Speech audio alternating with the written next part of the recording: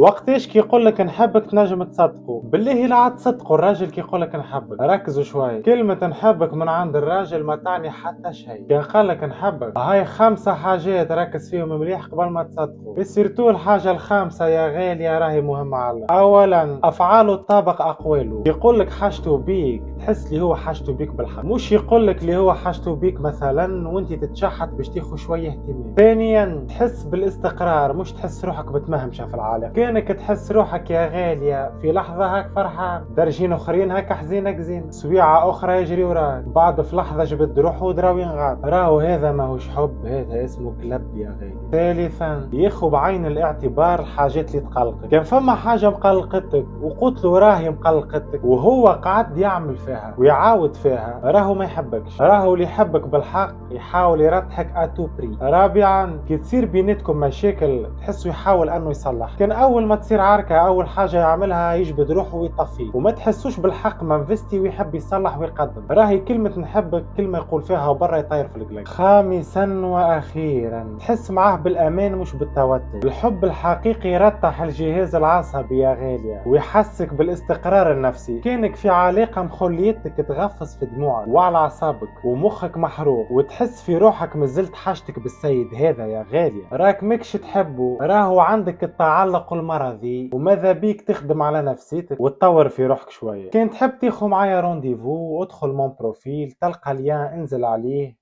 وربي يهني الجميع والسلام عليكم ورحمة الله وبركاته.